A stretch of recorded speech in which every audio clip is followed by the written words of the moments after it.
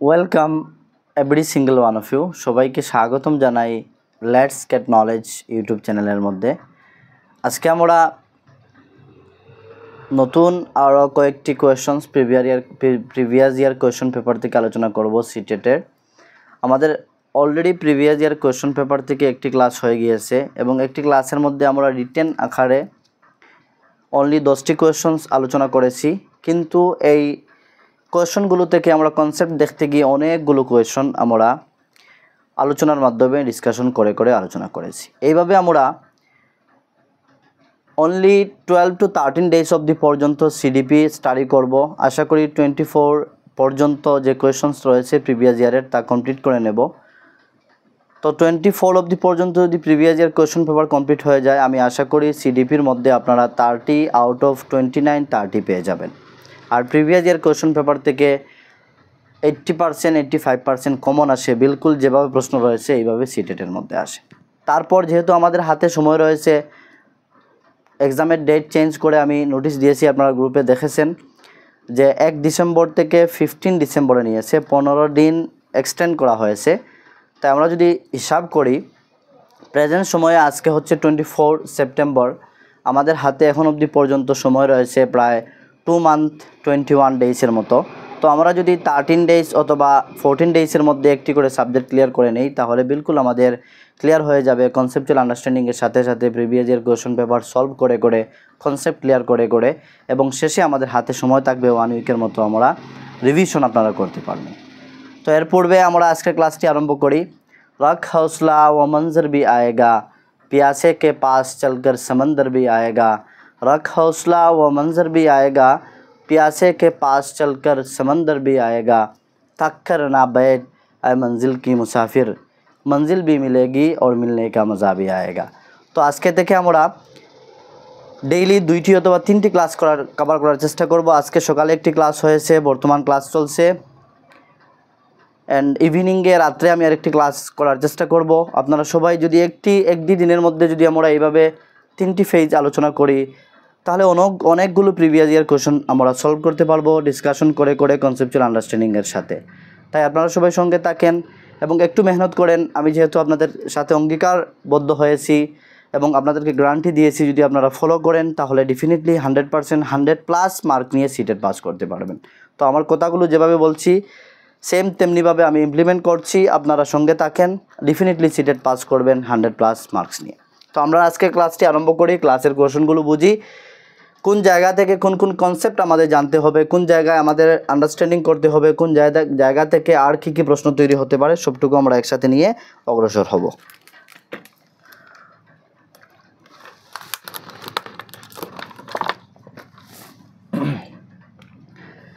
প্রথম কোয়েশন আপনারা দেখতে পাচ্ছেন প্রিভিয়াস ইয়ার কোয়েশন থেকে, which of the following will foster creativity among learners. তো ক্রিয়েটিভিটি মিন্স কি? মনে রাখবেন, যখনও ক্রিয়েটিভিটি আসবে তখন আনসারের মধ্যে আপনারা অরিজিনালিটি খুঁজবেন। ফ্লেক্সিবিলিটি, ফ্লুয়েন্সি, অরিজিনালিটি, এই 3টি জিনিস ক্রিয়েটিভিটির মধ্যে থাকে, মনে রাখবেন। ফ্লেক্সিবিলিটি, তারপর অরিজিনালিটি থাকবে, ফ্লুয়েন্সি থাকবে, এই 3টি ওয়ার্ড মনে রাখবেন। তখন এই ক্রিয়েটিভিটি থেকে যদি প্রশ্ন আসে আপনারা আনসারিং করতে পারবেন। আর যখন যে প্রশ্ন আসবে ওই প্রশ্ন থেকে যা জানা প্রয়োজন, বোঝা প্রয়োজন, অতটুকু আমি আলোচনা করবো, এর বাইরে যাব না। তো আমাদের প্রশ্ন করছে হুইচ অফ দ্য ফলোয়িং, অর্থাৎ 4টি অপশন রয়েছে, যেহেতু 4টি অপশন আমি নিয়ে আসিনি, জাস্ট আনসারটি নিয়ে এসেছি, কিন্তু কনসেপ্ট ক্লিয়ার করে দেব। হুইচ অফ দ্য ফলোয়িং বলছে নিম্নের যে প্রশ্নগুলো রয়েছে, 4টি অপশন রয়েছে, এর মধ্যে থেকে কোনটি ফস্টার করবে ক্রিয়েটিভিটি এবং লার্নার্সদের মধ্যে কি করবে? ফস্টার মিনস হচ্ছে কি? প্রতিপালন করা, নানার মধ্যে কিউরিওসিটি জাগানো, ক্রিয়েটিভিটি উদযাপন করা, ক্রিয়েটিভিটি স্টার্ট করা, ক্রিয়েটিভিটির যে বিষয়বস্তু রয়েছে তা লার্নারের মধ্যে কি করবে? ফস্টার করবে।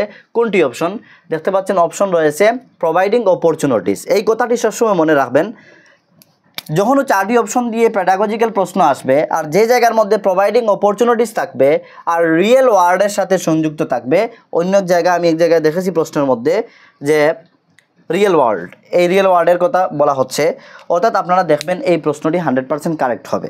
আর দ্বিতীয়ত এক্সামে যদি যাওয়ার পর আপনাদের কোনো প্রশ্ন এইভাবে চলে আসে যে প্রশ্নের মধ্যে আপনার নতুন প্রশ্ন কিন্তু আপনার মাইন্ড খেলছে না আনসার কী হবে, তখন ইলিমিনেট করে নেবেন। এলিমিনেট কি, 4টি অপশনকে ভালো করে আপনারা কি করবেন, দেখে দেখে সরিয়ে নেবেন। অর্থাৎ এই প্রশ্নটি হতে পারে না, এই প্রশ্নটি হতে পারে না, এই প্রশ্নটি হতে পারে না। এইভাবে যদি সেগ্রিগেট আসে, তারপর কখনো এইভাবে প্রশ্ন আসে, তারপর যদি বলে যে এইভাবে আমি বলেছিলাম যে অনলি দিয়ে যদি আসে, তো ওই ধরনের প্রশ্নগুলো রং হয়। যেহেতু এইভাবে আপনারা হাইপোথেসিস হিসাবে বুঝবেন না, যখন অ্যাবস্ট্রাক্টনেস বুঝবেন না, কংক্রিট আমি ডাইরেক্ট এক্সাম্পল আসবে, তখন ওই সময়ে ওই সিচুয়েশনে এই বিষয়গুলো নিয়ে আলোচনা করব। তো দেখতে পাচ্ছেন যে শিশুদের মধ্যে ক্রিয়েটিভিটি ফস্টার করবে প্রোভাইডিং অপরচুনিটিস। এই কথাটি কি, যে শিশুদেরকে অপরচুনিটি, সুযোগ সুবিধা প্রদান করা, তখন তাদের মধ্যে ক্রিয়েটিভিটি আসবে। যদি মনে করেন একজন টিচার শিশুদেরকে লেখানোর জন্য তাদেরকে লেখা প্র্যাকটিস করাচ্ছেন, লেখার অর্থাৎ রাইটিং স্কিলকে ডেভেলপমেন্ট করছেন, তখন যদি টিচার তাদেরকে বলেন যে তোমরা কি করো, তোমরা নিজে যা জানো লেখো, তখন কি হবে, শিশুদের মধ্যে ক্রিয়েটিভিটি চলে আসবে, তাদেরকে অপরচুনিটি প্রদান করা হলো। আর যদি উনি একটি প্যারাগ্রাফ বোর্ডে লেখা বলেন এই প্যারাগ্রাফটি লিখতে হবে, তখন অনেক শিশু লিখতে পারবে না। তো এই জায়গায় ওনার যে ওনার যে রাইটিং স্কিল ডেভেলপমেন্ট করতে যাচ্ছেন তা ডেভেলপমেন্ট প্রপারলি হবে না। যদি শিশুদেরকে তিনি অপরচুনিটি প্রদান করেন, তখন শিশুরা লিখবে। আসল উদ্দেশ্য তো হচ্ছে রাইটিং স্কিল ডেভেলপমেন্ট করা, অর্থাৎ পার্টিকুলার কোনো লেখাকে লেখা নয়, এই জন্য অপরচুনিটিস প্রদান করা। সেম তেমনিভাবে যদি আমরা দেখি, শিশুদের মধ্যে যদি রিডিং স্কিল ডেভেলপমেন্ট করতে হয়, তাদেরকে যদি আপনি পার্টিকুলার একটি বুক দিয়ে হার্ড ওয়ার্ডযুক্ত যদি একটি বুক দিয়ে বলেন এই বুক থেকেই পড়তে হবে, তখন শিশুদের মধ্যে কি হবে না, তাদের ক্রিয়েটিভিটি আসবে না, তাদের মধ্যে উইলিংনেস আসবে না, বোর ফিল করবে, অনেকে কষ্ট ফিল করবে, অনেকের ভালো লাগবে, তখন ওভারঅল সবার কিন্তু ডেভেলপমেন্ট হবে না, তখন এই জায়গায় রিডিং স্কিল ডেভেলপমেন্ট হবে না। এই জন্য প্রথম কথা হচ্ছে কি, প্রোভাইডিং অপরচুনিটি। কখনো আমি বলে দেবো যে positive sense and negative sense, positive word negative word, এইগুলি প্রোভাইডিং অপরচুনিটি, ফ্যাসিলিটেট, রিয়েল ওয়ার্ডের সাথে যুক্ত, এগুলি সব হচ্ছে পজিটিভ ওয়ার্ড। তো মনে রাখবেন এই পজিটিভ ওয়ার্ড যে সেন্টেন্সের মধ্যে থাকবে 4টি অপশন থেকে, এই সেন্টেন্সই মোস্ট অফ দ্য টাইম অর্থাৎ 99% কারেক্ট হয়ে থাকে আনসার। তো প্রোভাইডিং অপরচুনিটিস টু কোয়েশ্চনস, অর্থাৎ ছাত্রদেরকে কোয়েশ্চন করার অপরচুনিটি প্রদান করতে হবে। And nurture the unit talents of every learner, প্রত্যেক লার্নারের মধ্যে যে ইউনিট অর্থাৎ তাদের জন্মগত যে ট্যালেন্ট রয়েছে তাকে নার্চার করা। দেখেন নার্চার এর নেচার, এই দুইটি শব্দ আসবে। নার্চার এর নেচার হচ্ছে রিলেটেড টু ডেভেলপমেন্ট, অর্থাৎ আপনারা কখনো বলবে ডেভেলপমেন্ট কার নিচুর, ডেভেলপমেন্ট হচ্ছে হেরিডিটি অ্যান্ড এনভায়রনমেন্ট। মনে রাখবেন এই হেরিডিটি হচ্ছে নেচার, নেচারকে যা প্রাকৃতিকভাবে পাওয়া যায়। যেমন মা বাবার কাছ থেকে হেরিডিটি, একজন মা বাবার কি হয়, মনে করেন হেয়ার খুব কালো, তো ছেলে মেয়ে তা যা জন্ম হবে তার হেয়ার কালো হবে। মা বাবার যদি ব্লাড গ্রুপ ও পজিটিভ থাকে, এ পজিটিভ থাকে, তাহলে ওই বাচ্চাটিও পাবে। মা বাবার মধ্যে যদি কোনো ধরনের রোগ হয়ে থাকে, তাহলে বাচ্চার মধ্যে ব্লাডের দ্বারা আসবে। তারপরে মা বাবার মধ্যে যদি কোনো ইউনিকনেস থাকে, পাওয়ার, সুপার পাওয়ার থাকে, তাহলে মা বাবার কাছ থেকে বাচ্চারা পেয়ে যায়। মা বাবার মধ্যে যদি কোনো গিফটেডনেস থাকে, তাহলে বাচ্চারা পেয়ে যাবে। এগুলি হচ্ছে হেরিডিটি, অর্থাৎ যেগুলো জন্ম সংক্রান্তে জন্মের দ্বারা একটি শিশু প্রাপ্ত করে তাকে হেরিডিটি বলা হয়। আর হেরিডিটিকেই নেচার বলা হয়। মনে রাখবেন নেচার কি, প্রাকৃতিক, অর্থাৎ যা প্রাকৃতিকভাবে পাওয়া হয়েছে তার দ্বারা। যেমন আমরা জন্মগত অনেক শিশুর শরীরের মধ্যে স্পট দেখতে পাই, লাল স্পট, ব্ল্যাক স্পট, এগুলি বলা হয় হেরিডিটির দ্বারা পেয়েছে। কখনো জন্মগতভাবে ও যে আয়ের কালারগুলো অনেকের আমি দেখেছি ইয়েলো মিক্স হয়ে থাকে, তারপরে অনেকের খুব বেশি ব্ল্যাক থাকে, তারপরে অনেকের ব্লু কালারের থাকে, এগুলি হচ্ছে হেরিডিটি থেকে আসে, লেন্স ইউজ করে নয়, ডাইরেক্টলি যারা রয়েছে তাদের কথা বলছি। তো এগুলি হচ্ছে হেরিডিটি। আর হেরিডিটি অলসো নেচার, মনে রাখবেন হেরিডিটি নেচার ইকুয়াল। আর এই জায়গায় নার্চারের কথা বলা হচ্ছে, নার্চার মিন হচ্ছে তার কি এনভায়রনমেন্ট, তা হচ্ছে পরিবেশ। এনভায়রনমেন্ট কি, যখন একটি শিশু জন্মগ্রহণ করে আর তাকে যে এনভায়রনমেন্টের মধ্যে বড় করা হবে, ওই এনভায়রনমেন্ট থেকে সে শিখবে, ওই পরিবেশ থেকে সে শিখে বড় হয়ে উঠবে। তো এই জায়গায় আমরা দেখলাম নার্চার কি, নার্চার হচ্ছে রিলেটেড টু কি, পরিবেশ, তাকে যে সমাজ দেওয়া হবে, পরিবেশ দেওয়া হবে, ওই পরিবেশ থেকে সে শিখবে। তো আমরা আনসারটি আবারও বুঝি, প্রোভাইডিং অপরচুনিটি, শিশুদেরকে অপরচুনিটির সুযোগ সুবিধা প্রদান করা, টু কোয়েশ্চন করার, and nurture the unit talent, তাদের ভিতরে যে ট্যালেন্ট রয়েছে, ক্ষমতা রয়েছে, অর্থাৎ তারা যে প্রি নলেজ নিয়ে এসেছে তার এই নলেজকে প্রাধান্য দেওয়া, তার বয়েসকে অ্যাকসেপ্ট করা, তাকে কোয়েশ্চন করতে দেওয়া। মতলব যে স্টুডেন্ট যেভাবেই হোক না কেন, যে কোনো প্রশ্ন করুক, এজ এ টিচার হিসাবে আপনি যখন তাকে প্রতিটি প্রশ্নের জবাব দেবেন, তখন সে কোয়েশ্চন করে করে শিখতে পারবে। আমরা দেখেছি যখন একটি শিশু ছোটোবেলা থেকে শিখতে শুরু করে, তখন মা বাবাকে বারবার একই প্রশ্ন করে। মনে করেন একটি কাক, আমার একটি ছোটো বাগনা আছে, সে যখন ছোটো ছোট্ট ছিল, এখন অনেকটা বড় হয়ে গিয়েছে। তখন আমাকে জিজ্ঞাসা করেছিল, মামা এই যে দেখা যাচ্ছে একটি পাখি, তার নাম কি? বললাম কাক। আবার বলছে এইভাবে অনেক টাইম আমাকে প্রশ্ন করেছিল। তো একটি শিশুর মধ্যে কিউরিসিটি আসে, যদি তাকে ধমক দেন, আনসার দেন না, তখন ওই শিশুটি আর প্রশ্ন করবে না, শিখবেও না। এই জন্য বলা হচ্ছে যে টিচার এজ এ ফ্যাসিলিটেটর, তিনি ফ্যাসিলিটেট করবেন শিশুদেরকে, তখন অ্যাকচুয়াল লার্নিং হবে, মিনিংফুল লার্নিং হবে। আশা করি এই প্রশ্ন এবং এই জায়গার যে কনসেপ্ট আমাদের জানা প্রয়োজন তা ক্লিয়ার হয়ে গিয়েছে। তারপর আমরা সামনের দিকে অগ্রসর হই।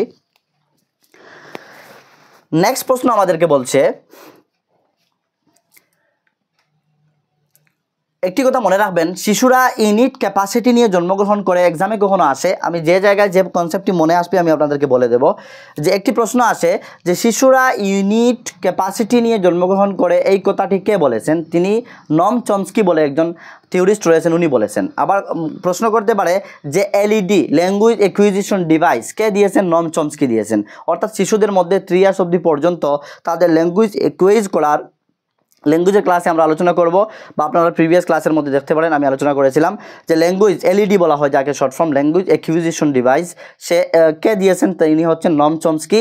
আর উনি বলেছেন যে বাচ্চারা এই ডিভাইসের দ্বারা তারা কী করে ল্যাঙ্গুয়েজ শিখে থাকে, আর 3 ইয়ার্স পর্যন্ত এফেক্টিভভাবে কাজ করে। এগুলি মনে রাখবেন, যত বেশি এজ বাড়বে তত বেশি তার এই এলইডি কাজ করতে বন্ধ করবে। এই জন্য উনি বলছেন একজন শিশু একজন অ্যাডাল্টের তুলনায় একটি শিশু জলদি ভাষা শিখতে পারবে, একজন অ্যাডাল্ট শিখতে একটু সময় লাগবে। তারপর এই জায়গায় চলে আসি আমরা নেক্সট প্রশ্নের মধ্যে আমরা দেখি, education of children with special need. Children with special need, এই জায়গাটি হচ্ছে একটি বাক্য। চিলড্রেন উইথ স্পেশাল নিড, এই জায়গাকে কখনো শর্ট ফর্ম ইউজ করতে পারে CWSN। মনে রাখবেন, CWSN এর কখনো ফুল ফর্ম আসে যে what is the full form of CWSN। CWSN এর ফুল ফর্ম হচ্ছে C for children, W for with, S for special, N for needs. অর্থাৎ যে শিশুদের স্পেশাল নিড রয়েছে, স্পেশাল নিড কাদের? শিশুদের, কোন শিশুদের রয়েছে? অর্থাৎ যেমন আমরা জানি প্রাকৃতিক থেকে শিশুদের অনেক কিছু হয়ে থাকে স্পেশাল এবল, যাকে আমরা কখনো ডিসেবল বলে থাকি। আমি ডিসেবল বলি না, অ্যাকচুয়ালি অনেকের কানে শুনে না, অনেকের চোখে দেখে না, অনেকের লোকোমোটরের প্রবলেম থাকে, হাতের প্রবলেম থাকে, পায়ের প্রবলেম থাকে। এই ধরনের শিশুদেরকে বলা হয় চিলড্রেন উইথ স্পেশাল নিড। তাদেরকে কোনো ডিসেবল, তাদেরকে আমরা পূর্বের সময় অনেক মানুষ পঙ্গু বলতো, তা কিন্তু বলা ঠিক নয়, বিলকুল বলা ঠিক নয়। একজন সুস্থ মানুষকে আল্লাহ তাআলা যে কোনো সময় মানুষকে তার লাইফ পরিবর্তন করে দিতে পারেন। এই জন্য সবাইকেই সৃষ্টিকর্তা সৃষ্টি করেছেন, এই জন্য সবাইকে আমাদের ইকুয়াল প্রাধান্য দিতে হবে।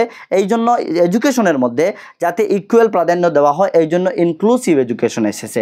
ইনক্লুসিভ এডুকেশন থেকে আমি দেখেছি এই জায়গায় 2টি প্রশ্ন রয়েছে, আলোচনা করব। তো দেখতে পাচ্ছেন children with special needs means হচ্ছে যে বাচ্চাদের স্পেশাল কোনো নিডস রয়েছে, তাদের সাথে কিভাবে এডুকেশন দিবেন, শুড বি প্রোভাইড, কিভাবে প্রোভাইড করা হবে, কিভাবে প্রোভাইড করা উচিত। শুড মিনস হচ্ছে উচিত, তো বলা হচ্ছে যে along with other normal children. তো এই জায়গায় ইনক্লুসিভ এডুকেশনের কথা বলা হচ্ছে। ইনক্লুসিভ এডুকেশন কি?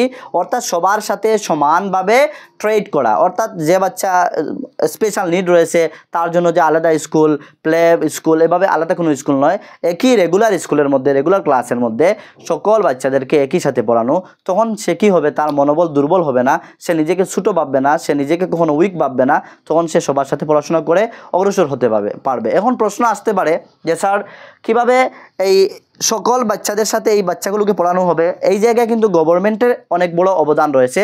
গভর্নমেন্ট কিন্তু এই বাচ্চাদেরকে পার্টিকুলারলি, যদি একজন শিশু ভালো করে কথাগুলো শুনেন, আমি বিলকুল কথা যা বলছি তা প্রশ্ন এক্সামে আসে এবং তা আনসার। যদি একজন শিশু কানে শুনে না, অর্থাৎ হেয়ারিং ইম্পেয়ারমেন্ট থাকে, যদি তার কানে শুনে না, তখন তাকে কি করতে হবে? তাকে যদি সিডি দেখান তাহলে সে শুনবে নাকি? সে আওয়াজ শুনবে নাকি? অর্থাৎ আনসার হবে। এই জনের প্রশ্ন রয়েছে প্রিভিয়াস ইয়ার কোয়েশ্চন পেপারে, আমি আনসার বলে দিচ্ছি। এইভাবে প্রশ্ন করে, যদি একটি শিশু একটি ক্লাসরুমের মধ্যে কানে শুনে না, তখন টিচার তাকে কিভাবে টিচ করবেন? টিচার তাকে একটি ভালো সিটের মধ্যে বসাবেন, টিচারের পাশে, অর্থাৎ যে জায়গা থেকে সে শিশুটি টিচারকে ভালো করে দেখতে পারবে, এবং টিচারের যে জাস্টার পোস্টার রয়েছে, অর্থাৎ বডি ল্যাঙ্গুয়েজ যে রয়েছে, এই বডি ল্যাঙ্গুয়েজ সে ফলো করতে পারবে, এবং তার হুটের যে নাড়ানো হচ্ছে তা ফলো করতে পারবে। তখন একটি শিশুর ভালো করে কি হবে, লার্নিং হবে। এই জায়গায় যদি প্রশ্ন হতো যদি একজন শিশু চোখে দেখে না তখন তাকে কি করা হবে, তখন তাকে ভিজুয়াল এইড দিলে হবে নাকি, তখন তাকে সিডি দিয়ে, অর্থাৎ তাকে সিডি দেওয়া হবে, তাকে সিডির মাধ্যমে সাউন্ড শুনিয়ে তাকে, তার তো কান ভালো রয়েছে, শেখানো যেতে পারে, অর্থাৎ এফেক্টিভ লার্নিং হতে পারে। এইভাবে অন্যান্য যে এবল স্টুডেন্টস রয়েছেন তাদের জন্য যেভাবে শিখতে পারে, একজন যদি চোখে কম দেখে তাহলে তাকে কি করতে পারেন, টাচ ফিল দিয়ে শেখাতে পারেন এজ এ টিচার হিসাবে। এই প্রতিটি কনসেপ্ট, প্রতিটি কথা মনে রাখবেন, কাজে আসবে এক্সামে গিয়ে, আপনার যদি মনে থাকে এক্সামে গিয়ে আনসারিং করতে পারবেন। তারপর আমরা দেখি নেক্সট কোয়েশ্চন হচ্ছে লার্নিং ক্যান বি ইনরিচড ইফ, বলছে লার্নিংয়ে ইনরিচ করা যেতে পারে, অর্থাৎ বিলকুল উপর দিকে নিয়ে যাওয়া যেতে পারে, অর্থাৎ মিনিংফুল লার্নিং হতে পারে ইফ, যদি কি করা হয়। যদি আনসার হচ্ছে একটি লং, আপনাদেরকে বুঝিয়ে দেয়, এই জায়গা থেকে আমাদের অনেক কিছু জানা প্রয়োজন। Situations from the real world আর brought into the class in which students interact, ভালো করে দেখবেন, এত সুন্দর পয়েন্টগুলো, এই পয়েন্ট থেকে অনেক থেকে কনসেপ্ট ক্লিয়ার হবে। Interact each other and the teacher facilitate, এই দেখেন টিচার ফ্যাসিলিটেট, তিনটি শব্দ রয়েছে, এই তিনটি থেকে তিনটি প্রশ্নের আনসার আপনারা শিখতে পারবেন। নাম্বার 1 কথা হচ্ছে কখন লার্নিং ইনরিচ হবে, লার্নিং কখন মিনিংফুল হবে। বলা হচ্ছে কি যে নাম্বার 1, তাকে যে এক্সাম্পল প্রদান করা হবে, তাদেরকে সিচুয়েশন ক্রিয়েট করা হবে তার রিয়েল ওয়ার্ল্ডের সাথে যুক্ত করে। রিয়েল ওয়ার্ল্ড কি, একটি শিশুর যদি বাস্তব জীবনের সাথে এক্সাম্পল যুক্ত করে একজন শিক্ষক কী করেন, এক্সাম্পল প্রদান করেন, তখন শিশুটি রিয়েলাইজ করতে পারবে। আপনি একটি শিশুকে কি করছেন, শুধু অ্যাপেল অ্যাপেল অ্যাপেল পড়াচ্ছেন, আর শিশুটি অ্যাপেল জানেও না, দেখেনি কখনো, তাকে যদি প্র্যাকটিক্যাল টাচ ফিল করতে পারা যায়, এই ধরনের যদি একটি অ্যাপেল নিয়ে আসা হয় ক্লাসরুমের মধ্যে, যাকে আমরা টিএলএম বলে থাকি, যে টিএলএম হিসাবে ইউজ করা হয়, তখন শিশুটি দেখে হ্যাঁ এই হচ্ছে অ্যাপেল, এইভাবে হয়, তার কি কালার দেখবে, শেপ দেখবে, তার ওয়েট দেখবে, অনেক কিছু তার ডেভেলপমেন্ট হবে, শিশুটি ভালো করে শিখতে পারবে। তেমনিভাবে যদি একজন শিশুকে আপনি কি করছেন, সবজি ব্যাপারে শেখাচ্ছেন, তখন একটি শিশুকে যদি আস্কিং করেন যে তোমরা বলো তো আজকে কে কী খেয়ে এসেছো ক্লাসের ঘর থেকে, তখন একজন শিশু একটি একটি করে বলবে, এই জায়গা থেকে অনেকটুকু সবজির নাম চলে আসবে, এই জায়গা থেকে আপনার যে পার্টিকুলার সবজি রয়েছে এই সবজি নিয়ে আলোচনা করবে, তখন শিশুদের মনের মধ্যে কিউরিয়াসিটি জাগবে যে স্যার তো আজকে আমি যা খেয়ে এসেছি তা নিয়ে আলোচনা করছেন। তো এই জন্য বলা হয় যে রিয়েল ওয়ার্ল্ডের সাথে যাতে বাস্তব জীবনের সাথে শিশুর লিঙ্কেজ করে তার পড়ানো হয়, তখন মিনিংফুল লার্নিং হবে, লার্নিং ইনরিচ হবে। Number 1 point. নাম্বার 2 পয়েন্ট হচ্ছে কি ইন্টারেক্ট উইথ আদার। ইন্টারেক্ট কি, তারা যখন ক্লাসরুমের মধ্যে চলে আসে, বিভিন্ন কালচার থেকে, বিভিন্ন পরিবেশ থেকে, বিভিন্ন সারাউন্ডিং থেকে উঠে আসে বাচ্চাগুলো। অনেকের ফ্যামিলি রিচ হতে পারে, অনেকে মিডল ক্লাস থেকে বিলং করতে পারেন, অনেকে আপার মিডল ক্লাসের মধ্যে বিলং করতে পারেন, অনেকে লোয়ার ক্লাস থেকে, অনেকে লোয়ার অ্যান্ড মিডল ক্লাসের মধ্যে আরেকটি ক্লাস রয়েছে, এই ক্লাস থেকে বিলং করতে পারেন। তো প্রতিটি ক্লাসে যখন প্রত্যেকটি সারাউন্ডিং থেকে শিশুরা আসবে, তখন যদি এই শিশুদের মধ্যে কি করা হয়, ইন্টারেকশন করার যদি সুযোগ সুবিধা প্রদান করা হয়, অর্থাৎ তারা যদি একজন আরেকজনের সাথে ডিসকাশন করে, একজন আরেকজনকে আস্কিং করে শিখে, তখন তাদের মিনিংফুল লার্নিং হবে। কীভাবে মিনিংফুল লার্নিং হবে, বিভিন্ন ভাষাভাষী দিক থেকে বাচ্চাদের ভাষার ডেভেলপমেন্ট হবে, বাচ্চাদের বন্ধুত্বভাব গড়ে উঠবে, বাচ্চাদের মধ্যে সহানুভূতি গড়ে উঠবে, বাচ্চাদের মধ্যে শেখার আগ্রহ গড়ে উঠবে। একটি শিশু যদি কম কথা বলে, অন্য তার বন্ধুর কথা শুনে সে কথা বলতে শিখবে। একটি শিশু যদি সে সেম ফিল করে, তাহলে তার কনফিডেন্স লেভেল হাই হবে। একটি শিশু যদি লিডারশিপ করে, তাহলে তার দেখে অন্য শিশুরাও লিডারশিপ তাদের মধ্যে চলে আসবে। এ হচ্ছে মেইন কনসেপ্ট। তো ইন্টারেক্ট যদি দেওয়া হয়, ইন্টারেকশন করে যদি পড়ানো হয়, গ্রুপ লার্নিং করে পড়ানো হয়, তাহলে লার্নিং ইনরিচ হবে, মিনিংফুল লার্নিং হবে। তারপর হচ্ছে টিচার ফ্যাসিলিটেট। টিচারে যদি ফ্যাসিলিটেট করেন, কি করেন, ফ্যাসিলিটেটস করেন, অর্থাৎ তাদেরকে ফ্যাসিলিটি প্রদান করেন। ফ্যাসিলিটি প্রদান করা কি, ফ্যাসিলিটি প্রদান করার মিনিং হচ্ছে একটি শিশু যদি কানে শুনে না, তাহলে তাকে যেভাবে সে শিখতে পারে ওইভাবে তাকে শেখাবেন। একটি শিশু চোখে কম দেখে, তাকে যেভাবে শেখালে সে শিখবে ওইভাবে শেখাবেন।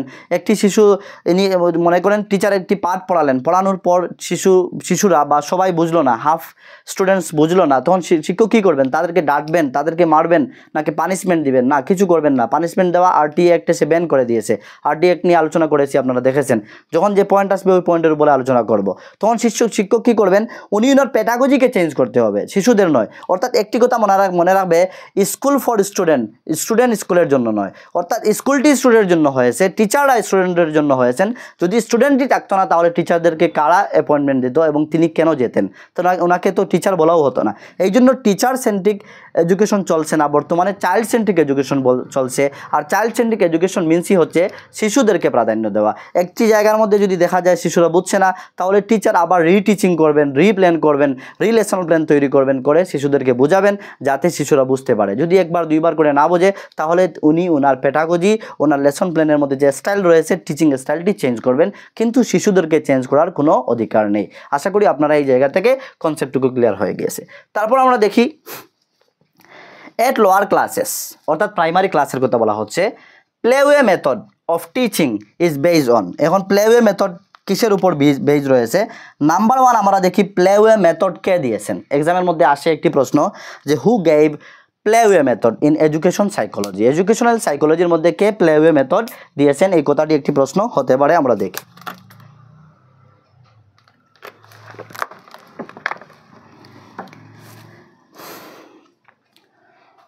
ফ্রেডরিচ ফবেল, অর্থাৎ এফ ফবেল যাকে বলা হয়, ফ্রেডরিচ ফবেল বলে একজন থিওরিস্ট রয়েছেন। উনি প্লেওয়ে মেথড দিয়েছেন এবং উনি অলসো কিন্ডারগার্টেন স্কুল আরম্ভ করেছিলেন জার্মানের মধ্যে। ফার্স্ট টাইম মনে রাখবেন, এক্সামের মধ্যে আসতে পারে কে ফার্স্ট টাইম কিন্ডারগার্টেন স্কুল আরম্ভ করেছিলেন? ফ্রেডরিচ ফবেল, যাকে এফ ফবেল বলা হয়, এবং প্লেওয়ে মেথড উনি দিয়েছিলেন। প্লেওয়ে মেথড কি? যে শিশুদেরকে যদি খেলাধুলার মাধ্যমে শিক্ষা দান করা হয় তাহলে শিশুরা ভালো করে শিখতে পারবে, অর্থাৎ এনজয় করে করে শিখতে পারবে। আমরা ছোটোবেলা পড়েছিলাম 1 2 3 এইভাবে গণিত আমাদের শেখানো হয়েছিল, অনেকগুলো আমরা জানি।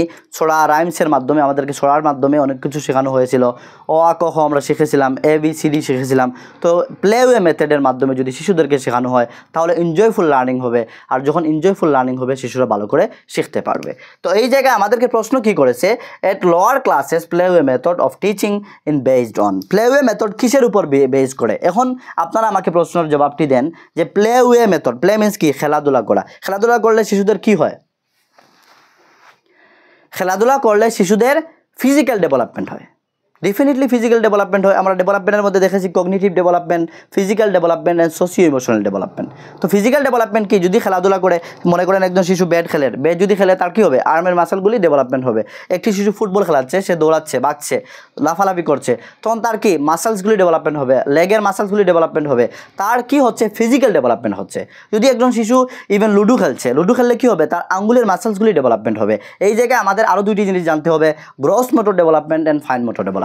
অর্থাৎ কোয়েশ্চন আমাদেরকে বলে দিচ্ছে কোন কোয়েশ্চন থেকে আমাদের কোন কোন কনসেপ্ট শিখতে হবে। বিলকুল ইন্টারেস্টেড ক্লাস, আপনারা সবাই সঙ্গে থাকেন, দেখবেন কনসেপ্ট ক্লিয়ার হবে, সঙ্গে আমাদের প্রশ্ন আনসারও শেখা হয়ে যাবে এবং একটি প্রশ্ন থেকে আমরা অনেকগুলো প্রশ্ন শিখতে পারবো। তো নাম্বার 1 দেখি ফিজিক্যাল ডেভেলপমেন্ট কি। অর্থাৎ আমরা জানি একটি শিশু যখন জন্মগ্রহণ করে তখন শিশুটির মাইন্ড, অর্থাৎ তার মাথা, মাইন্ড নয়, অর্থাৎ তার স্বর, তার মাথাটি, হেডটি 1/4 অফ দ্য বডি হয়। বডির থেকে অর্থাৎ 4 ভাগের 1 ভাগ তার মাথা এত বড় থাকে। এক্সামের মধ্যে প্রশ্ন আসে, মনে রাখবেন। অর্থাৎ যদি পার্সেন্টেজ হিসাবে আপনারা ধরেন তাহলে কি হবে? 25%। 1/4 হলে কি হবে? 25%। এক জায়গা থেকে একটি কনসেপ্ট ক্লিয়ার হলো। দ্বিতীয়ত, শিশু যখন জন্মগ্রহণ করে তার যে প্রাইমারি স্টেজ রয়েছে তাকে আমরা কী বলি? Sensory motor stage. এই সেন্সরি মোটর স্টেজের মধ্যে সব থেকে বেশি একটি শিশুর দ্রুত গতিতে ফিজিক্যাল ডেভেলপমেন্ট হয়। একটি শিশুর কি হয়? ফিজিক্যাল ডেভেলপমেন্ট সব থেকে বেশি হয়।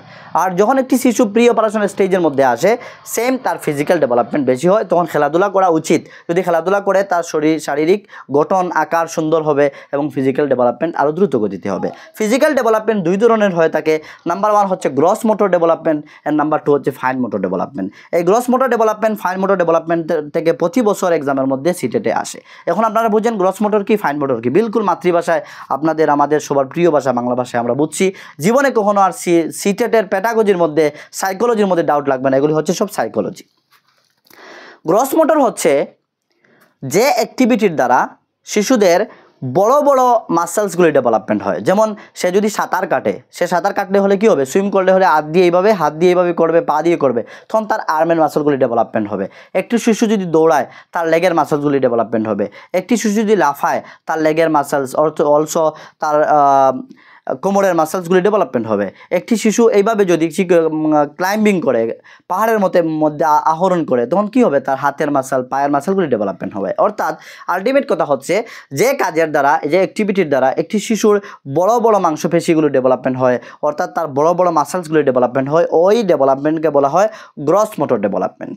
আর যে কাজের দ্বারা, অ্যাক্টিভিটির দ্বারা একটি শিশুর ছোটো ছোটো মাংসপেশিগুলি ডেভেলপমেন্ট হয়, যেমন যদি একটি শিশু সুই দিয়ে কাপড় সেলাই করে, তাহলে তার আঙ্গুলির মধ্যে সমন্বয় গড়ে উঠবে, চোখ এবং আঙ্গুলির মধ্যে একটা সম্পর্ক গড়ে উঠবে, চোখ দিয়ে দেখবে এবং সুই দিয়ে সে সেলাই করবে, তখন তার আঙ্গুলের কি হবে, ডেভেলপমেন্ট হয়। আর আঙ্গুলগুলি হচ্ছে ছোটো মাংসপেশি, তখন বলবেন ফাইন মোটর স্কিল হবে।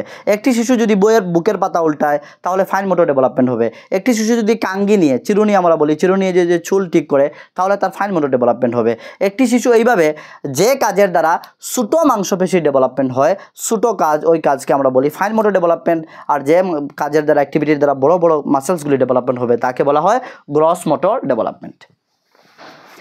এই জায়গায় আরেকটি প্রশ্ন আসে যে এই ডেভেলপমেন্ট কিভাবে গতি করে, অর্থাৎ মনে রাখবেন গ্রস টু ফাইন গতি করে, ফাইন থেকে গ্রস নয়। প্রথমে বড় মাংসপেশিগুলি ডেভেলপমেন্ট হয়, তারপরে তার কি হয়, তারপরে গিয়ে তার ফাইন মোটর ডেভেলপমেন্ট হয়। প্রথমে একটি শিশু কলম নিয়ে লেখে না, একটি শিশু প্রথমে দাঁড়াতে শিখে, একটি শিশু হাঁটতে শিখে, অর্থাৎ তার প্রথমে গ্রস ডেভেলপমেন্ট হয়, অর্থাৎ তার বড় মাংসপেশি ডেভেলপমেন্ট হয়। আর পরবর্তী সময়ে গিয়ে তার ফাইন মোটরগুলো যখন বড় হয়, স্কুলে যায়, কলম ধরতে শিখে, পেন্সিল ধরতে শিখে, পাতা ধরতে শিখে, এগুলি ফাইন মোটর ডেভেলপমেন্ট হয়। অথবা আপনারা বুঝেছেন যে প্রথমে কি হয়, গ্রস মোটর, তারপরে ফাইন মোটর। তো যদি গতি করে, যদি বলে ডেভেলপমেন্ট কিভাবে গতি করে, গ্রস টু ফাইন নাকি ফাইন টু গ্রস, এইভাবে যদি বলে, তাহলে gross to fine motor development গতি করে। তারপরে এই জায়গার মধ্যে আরেকটি মনে করতে মনে রাখবেন, সেফালোকোডেল অ্যান্ড প্রক্সিমোডিস্টাল। এই ফিজিক্যাল ডেভেলপমেন্টের মধ্যে আসে প্রক্সিমোডিস্টাল অ্যান্ড সেফালোকোডেল। সেফালোকোডেল কি, যে একটি শিশুর মাথা থেকে ডেভেলপমেন্ট শুরু হয় এবং পায়ের দিকে চলে যায়। অর্থাৎ মাথা, প্রথমে একটি শিশু কি করে, একটি শিশু যখন হাঁটতে শিখে তখন সে তার মাথা উঠাতে চেষ্টা করে। অর্থাৎ একটি শিশু যখন বিছনা থেকে উঠতে চেষ্টা করে, পা উঠায় না, প্রথমে মাথা উঠায়, যে বসতে শিখে, তারপরে হামাগুড়ি দেয়, তারপরে সে হাঁটতে শিখে। অর্থাৎ প্রথমে মাথা থেকে পা অবধি পর্যন্ত ডেভেলপমেন্ট হয়। এই মাথা থেকে পা অবধি যে ডেভেলপমেন্ট হয়, তাকে বলা হয় সেফালোকোডেল। আর যে শিশুর ভিতর, আভ্যন্তরীণ থেকে বাইরের সাইড, প্রথমে একটি শিশুর কী হবে, তার হার্ট ডেভেলপ হবে, তার ভিতরের পার্টসগুলি ডেভেলপমেন্ট হবে। দেখবেন ছোটো ছোটো শিশু যখন জন্মগ্রহণ করে, তখন ডাক্তারের কাছে নিয়ে যাওয়া হয়। একটি শিশু কী হয়, দুধ পান করে কিন্তু সে উল্টি করে নেয়, বমি করে নেয়, তার ডাইজেস্টিভ সিস্টেম ঠিক হয় না, তখন ডাক্তার বলেন অল্প অল্প খাবান, কিছুদিন পর তার ডাইজেস্টিভ সিস্টেম ঠিক হয়ে যাবে, তখন সে ভালো করে ডাইজেস্ট করতে পারবে। আর যখন ডাইজেস্টিভ সিস্টেম ঠিক হয়ে যায়, তখন মা বাবা দেখবেন ফলের জুস খাওয়াচ্ছেন, অনেক কিছু যাও খাওয়াচ্ছেন, ছোটো ছোটো শিশুদেরকে যে খাবারগুলো খাওয়ানো হয়, হরলিক্স খাওয়াচ্ছেন, হ্যাঁ, কমপ্লান খাওয়াচ্ছেন, তখন সে ডাইজেস্ট করতে পারছে। অর্থাৎ তার আভ্যন্তরীণ পার্টসগুলো ডেভেলপমেন্ট হয়ে গিয়েছে। অর্থাৎ আভ্যন্তরীণ থেকে বাইরের দিকে ডেভেলপমেন্ট হয়। প্রথমেই যে একজন বডি বিল্ডার হয় না, প্রথমে তার ভিতরের পার্টসগুলো ঠিক হবে, তারপরে বাইরে এসে তার মাসেলসগুলি বড় হবে, ডেভেলপমেন্ট হবে। তো এই ধরনের ডেভেলপমেন্টকে বলা হয় প্রক্সিমোডিস্টাল ডেভেলপমেন্ট। মনে রাখবেন, সেফালোকোডেল হচ্ছে মাথা থেকে পাও, আর প্রক্সিমোডিস্টাল হচ্ছে ভিতর থেকে আউটসাইড। তো আশা করি এই জায়গায় যা কনসেপ্ট ছিল, আমি কম কথায় একবারে ইম্পর্টেন্ট কথার দ্বারা আমি আপনাদেরকে এক্সপ্লেন করে নিয়েছি। এখন আমরা দেখবো এই আমাদের প্রশ্ন কি বলছে। প্রশ্নের আনসার তো অলরেডি হয়ে গিয়েছে। At a lower classes play a method of teaching is based on psychological principle of development. Psychology অর্থাৎ তা কী হবে, সাইকোলজিক্যাল প্রিন্সিপাল, তার সাইকোলজি না, সাইকোলজি। একটি শিশু যখন খেলাধুলা করে, তার সাইকোলজিক্যাল ডেভেলপমেন্ট হয়। সাইকোলজিক্যাল কী হয়, আর আমরা জানি এই যে শিশুকে বোঝা, তারপরে প্যাডাগজি, সব হচ্ছে সাইকোলজিক্যাল এডুকেশন, অর্থাৎ সাইকোলজি রিলেটেড এডুকেশন। তারপর আমরা নেক্সট প্রশ্নটি দেখি। Children actively construct their knowledge, children actively construct their understanding of the world, এই একটি কোট দিয়েছে আমাদেরকে, is a statement attributed to. তো এই জায়গায় দেখেন এই ধরনের প্রশ্ন আসে, প্রশ্নটি ভালো করে বুঝবেন। বলছে কি, যে চিলড্রেন, শিশুরা অ্যাক্টিভলি, সক্রিয়ভাবে, কনস্ট্রাক্ট কি করে, নির্মাণ করে, দেয়ার, তাদের, আন্ডারস্ট্যান্ডিং অর্থাৎ বোঝার ক্ষমতা, বুঝ, অফ দ্য ওয়ার্ল্ড সম্পর্কে। অর্থাৎ শিশুরা যখন এঙ্গেজ হয় অ্যাক্টিভলি, অর্থাৎ সক্রিয়ভাবে কোনো কাজের মধ্যে যুক্ত হয়, তখন সে বুঝ, তার ক্যাপাসিটি, তার আন্ডারস্ট্যান্ডিং বিল্ড আপ করে। তো এই কথাটি কে বলেছেন, মনে রাখবেন সবসময় থিওরিস্টের মধ্যে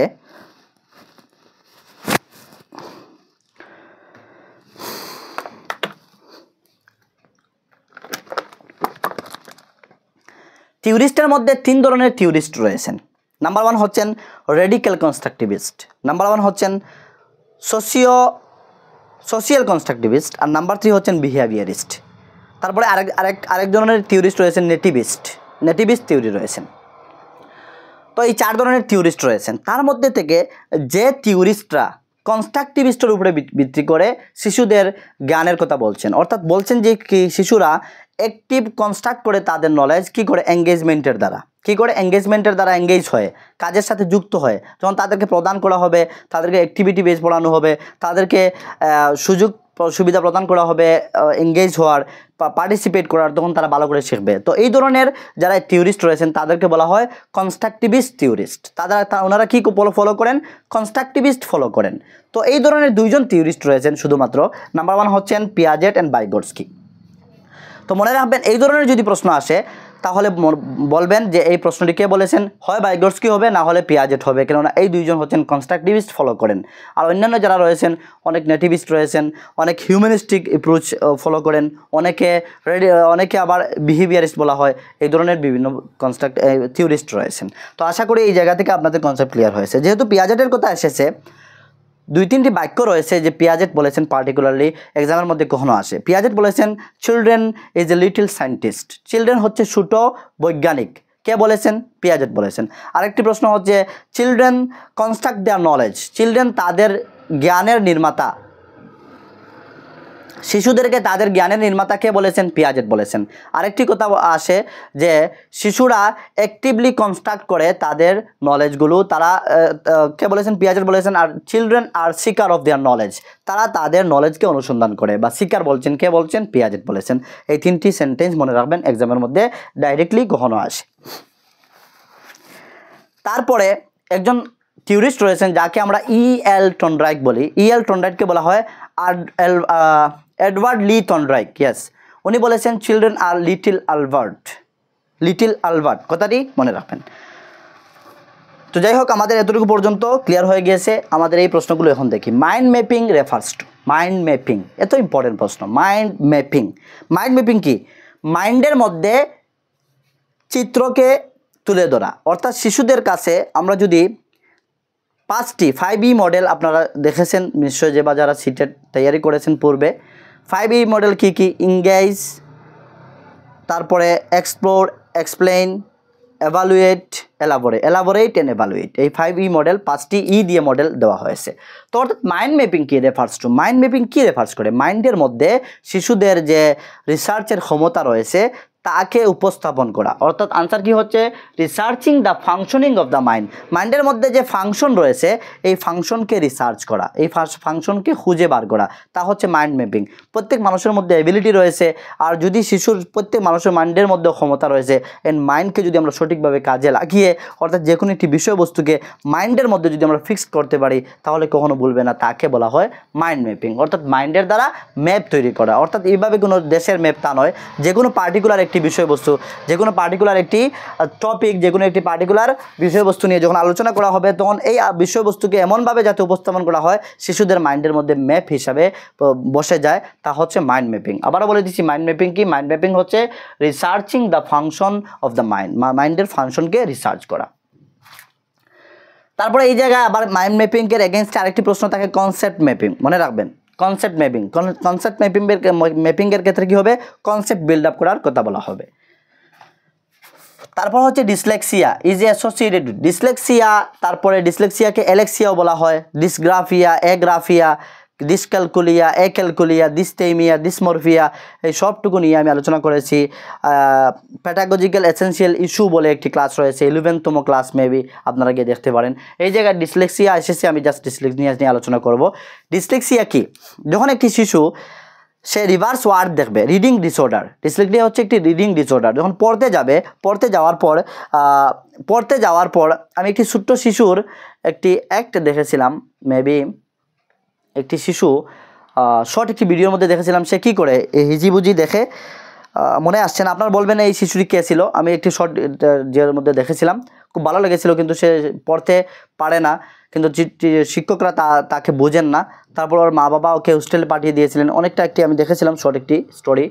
তো যাই হোক, তো ডিসলেক্সিয়া কি? ডিসলেক্সিয়া হচ্ছে যখন একটি শিশু পড়তে যাবে, পড়তে যাওয়ার পর সে কী করবে, সে ওয়ার্ডগুলো ভালো করে চিনবে না, অর্থাৎ সে ওয়াজকে শ পড়বে, শকে ওয়াজ পড়বে, 9কে 6, 6কে 9 উল্টো করে দেখবে। এই ধরনের ডিসঅর্ডারকে বলা হয় ডিসলেক্সিয়া, অর্থাৎ তাকে রিডিং ডিসঅর্ডার বলা হয়। এইভাবে দুইটি প্রশ্ন তৈরি হতে পারে। এই জায়গায় তো রিডিং ডিসঅর্ডার বলে লেখা হয়েছে, আনসার রিডিং ডিসঅর্ডার এসেছে। কখনো আসতে পারে যে একটি শিশু যদি শকে ওয়াজ পড়ে, ওয়াজকে শ পড়ে, 9কে 6 পড়ে, 6কে 9 করে, তাহলে তার কী প্রবলেম রয়েছে, তা হচ্ছে ডিসলেক্সিয়া। তারপর ডিসলেক্সিয়াকে কখনো অ্যালেক্সিয়াও বলে, মনে রাখবেন। তারপর ডিসগ্রাফিয়া, গ্রাফ মিনস হচ্ছে রিলেটেড টু রাইটিং, ডিসগ্রাফিয়া হচ্ছে তার লেখার মধ্যে প্রবলেম, লিখতে পারে না। আর ডিসক্যালকুলিয়া, ক্যালকুলেশন, গণনা করা, ক্যালকুলেট, গণনা করা। তো ক্যালকুলেশন থেকে ডিসক্যালকুলিয়া এসেছে, অর্থাৎ সে ক্যালকুলেট করতে পারে না, অর্থাৎ গণিতের মধ্যে সমস্যা রয়েছে। আর বাকি যেগুলো রয়েছে আমি এই জায়গায় আলোচনা করছি না, আপনারা প্রিভিয়াস কনসেপচুয়াল ক্লাস রয়েছে, ক্লাসে গিয়ে দেখে নেবেন। তারপর আমরা দেখি নেক্সট প্রশ্ন আমাদের কি রয়েছে। স্টুডেন্ট অফ 5 গ্রেড, অর্থাৎ ক্লাস 5-এর একজন student with visual deficiency should be, তার ভিজুয়াল ডিফিসিয়েন্সি রয়েছে। ভিজুয়াল কি? চোখে দেখে না, অর্থাৎ চোখে কম দেখে, অথবা তার চোখের মধ্যে অন্ধত্ব ভাব রয়েছে। তখন এজ এ টিচার হিসাবে আপনি কীভাবে পড়াবেন? আনসার হচ্ছে ট্রিটেড নর্মালি। আমরা দেখেছি ইনক্লুসিভ এডুকেশন আমাদেরকে কি করেছে, আমাদেরকে বলছে যে প্রত্যেক স্পেশাল এবল চিলড্রেনকে রেগুলার স্কুলের মধ্যে পড়াতে হবে। Excuse me. তো তার সাথে নর্মালি ট্রেড করা হবে। ট্রেড কি? আচরণ করা। তার সাথে নর্মালি আচরণ করা হবে, স্বাভাবিকভাবে, যে অন্যান্য শিশুদের সাথে যেভাবে আচরণ করা হচ্ছে। এবং তাকে, সে তো চোখে দেখে না, তখন তাকে কম্পিউটার দেখালে হবে নাকি? তাকে এমনভাবে পড়ানো হবে যাতে সে কান দিয়ে শুনে শিখতে পারে। তাকে সিডি আমরা ইউজ করতে পারি, অডিও ইউজ করতে পারি, রেডিও ইউজ করতে পারি। তাকে টিচার একটু ক্লিয়ারলি ভয়েস দিয়ে তাকে বোঝাতে পারেন, তখন শুনে বুঝতে পারবে। সো এই জায়গায় আনসার কি দিচ্ছে? Treated normally in the classroom and provided support through audio CDs দ্বারা তাকে সাপোর্ট প্রোভাইড করা যেতে পারে। আশা করি এই প্রশ্ন আপনারা বুঝেছেন। এই জায়গায় যদি ভিজুয়াল না দিয়ে যদি বলতো হেয়ারিং ইম্পেয়ারমেন্ট, তখন সিডি আসতো নাকি? তখন সিডি আসবে না, তখন বলবে যে তাকে ভিজুয়াল কোনো বস্তু দিয়ে শেখানো যেতে পারে। ভিজুয়াল কোনো বস্তু কী হতে পারে? তাকে টিভি দিয়ে দেখানো যেতে পারে, তাকে অনেক কিছু টাচ ফিল করিয়ে দেখিয়ে দিয়ে তাকে শেখানো যেতে পারে। তারপরে এমন জায়গায় আমি পূর্বে বলেছিলাম যে শিক্ষক এমন জায়গায় বসাবেন যাকে শিক্ষকের বডি ল্যাঙ্গুয়েজ, অর্থাৎ জাস্টার পশ্চার শিশুটি ভালো করে দেখতে পারে, এবং সে জাস্টার পশ্চারের দ্বারা বুঝতে পারে যে শিক্ষক কী বোঝাচ্ছেন। তারপরের কোয়েশন আমাদের সর্বশেষ এর লাস্টতম question. Dash is consider as a sign of motivated teaching. Motivated টিচিংয়ের সাইন কী রয়েছে, চিহ্ন কী? অর্থাৎ একজন শিক্ষক ক্লাসরুমে গিয়ে পড়াচ্ছেন, এখন যে উনি পড়াচ্ছেন, পড়াটা মোটিভেটেড টিচিং হচ্ছে কি না, তার সাইন কী, লক্ষ্য কী? তার লক্ষণ হচ্ছে যে শিক্ষকেরকে স্টুডেন্টরা প্রশ্ন করবে। যদি স্টুডেন্টরা চুপচাপ বসে পড়ে, তখন ফিল হবে যে স্টুডেন্টরা শিক্ষককে কী করছে, ভয় পাচ্ছে, ভয় পেয়ে কথা বলছে না, অর্থাৎ মিনিংফুল লার্নিং হবে না। আর শিক্ষক পড়াচ্ছেন, স্টুডেন্টরা হাল্লা গুল্লা করছে, তাও মিনিংফুল লার্নিং হচ্ছে না, অর্থাৎ স্টুডেন্টের বোর ফিল হচ্ছে। আর বোর ফিল করে কোনো জিনিস শেখানো যায় না। তখন এই জায়গায় যদি দেখা যায় যে ইন্টারাকশন হচ্ছে, শিক্ষক এবং স্টুডেন্টের মধ্যে ইন্টারাকশন হচ্ছে। ইন্টারাকশন কীভাবে হবে? কোয়েশনিংয়ের দ্বারা। যখন স্টুডেন্টরা কোয়েশন করবে শিক্ষককে, শিক্ষক জবাব দেবেন, আবার কোয়েশন করবে, অর্থাৎ তাদের কিউরিওসিটি রয়েছে, তাদের মধ্যে মোটিভেশন রয়েছে। আর মোটিভেশনের দ্বারাই তারা শেখার ইচ্ছুক রয়েছে যে শিক্ষক আমাদেরকে ভালো করে পড়াচ্ছেন, আমরা শিখতে পাচ্ছি। আর তাদের উইলিংলি তারা যখন প্রশ্ন করবে, তখন বোঝা যাবে যে এই যে শিক্ষক, এই যে টিচিং লার্নিং প্রসেস চলছে, এই টিচিং লার্নিং প্রসেসটি হচ্ছে মোটিভেটেড টিচিং লার্নিং প্রসেস। তো আশা করি আপনারা এই জায়গাটিও বুঝেছেন। তারপরে হচ্ছে the term curriculum is the field of education refers to. Curriculum শব্দটি ফিল্ড অফ এডুকেশনে কী রেফার্স করে? সবাই বলতে পারবেন। কারিকুলামের মধ্যে কি আসে? ওভারঅল সব কিছু চলে আসে। কারিকুলামের মধ্যে সিলেবাস চলে আসে, কারিকুলামের মধ্যে সাবজেক্ট ম্যাটার চলে আসে, তা কারিকুলামের মধ্যে স্টুডেন্টস, ক্লাসরুম, কারিকুলামের মধ্যে টিচার, সব কিছু চলে আসে। তো কারিকুলামের মধ্যে কি আসে? Overall program of the school which students experience on day to day basis. তো কী হবে? কারিকুলামের মধ্যে ওভারঅল প্রোগ্রাম চলে আসবে। তো আশা করি আপনারা এই যে 10টি প্রশ্ন দেখছেন, শুধু 10টি নয়, এই 10টি প্রশ্নের সাথে আমি এক্সট্রা যা কনসেপ্ট হতে পারে রিলেটেড দিস কোয়েশন, পার্টিকুলার কোয়েশনের সাথে যে কনসেপ্ট প্রয়োজন ওই কনসেপ্ট নিয়ে আলোচনা করেছি। আশা করি 30টিরও বেশি আমরা কনসেপ্ট ক্লিয়ার করেছি, এবং কোয়েশনের সাথে সাথে আমরা কনসেপ্টের সাথে সাথে কোয়েশন ক্লিয়ার করেছি। তো এইভাবে আমাদের আজকের ক্লাসটি এই জায়গায় সমাপ্ত করব। আর নেক্সট ক্লাস আশা করি রাত্রে অবধি পর্যন্ত আরেকটি ক্লাস নেব, কেননা এইভাবে আমাদেরকে পড়তে হবে। আর আমি আমি পূর্বে বলেছিলাম, একটি শের বলেছিলাম যে रख हौसला वो मंजर भी आएगा, प्यासे के पास चलकर समंदर भी आएगा, तक कर ना बैठ आए मंजिल के मुसाफिर, मंजिल भी मिलेगी और मिलने का मज़ा भी आएगा। तो इसीलिए स्टडी करना पड़ेगा।